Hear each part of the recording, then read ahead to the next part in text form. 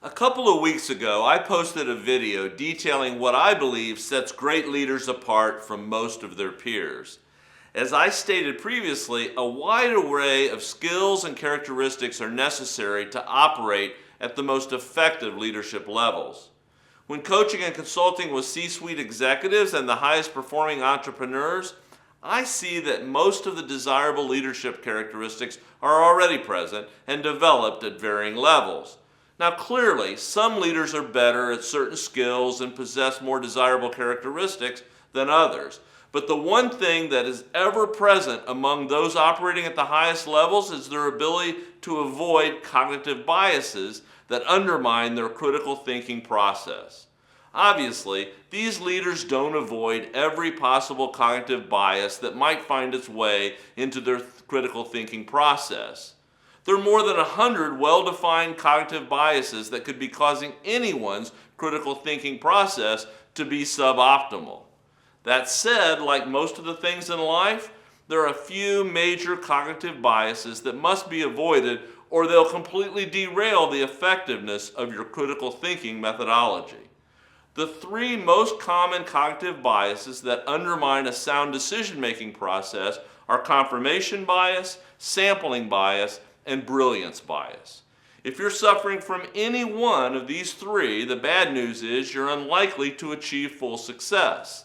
The good news is that each of the three is relatively easy to identify and eliminate from your current or future critical thinking process. Today, let's just focus on confirmation bias for a moment. Like all cognitive biases, confirmation bias affects your ability to critically engage with crucial information. You can think of confirmation bias as that unhelpful little internal yes man that just echoes back your beliefs in a way that undermines your ability to objectively look at all the valuable decision-making information that might be available to you. We can create a confirmation bias situation in any of three ways. We can be unduly biased in the type of information that we seek out to begin with.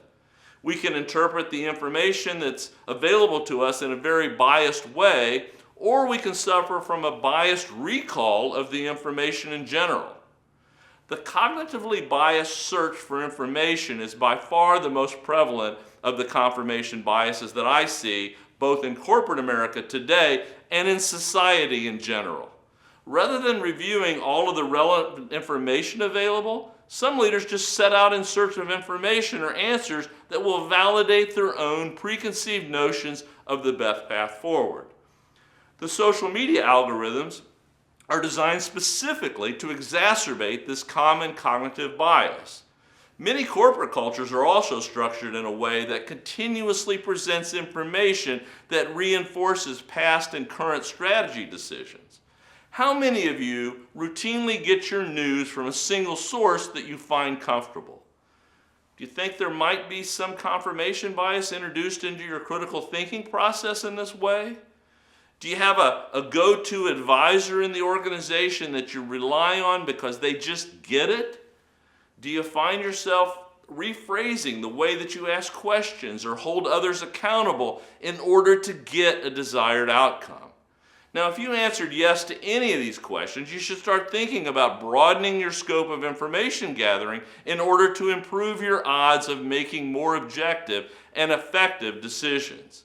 One of my favorite quotes is from Michael Shermer. He says, "Smart people believe weird things because they're skilled in defending beliefs they arrived at for non-smart reasons."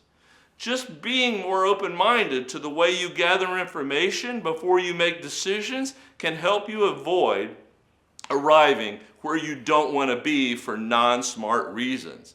Take a minute, sit back and reflect, and find sources of information that routinely get you out of your comfort zone.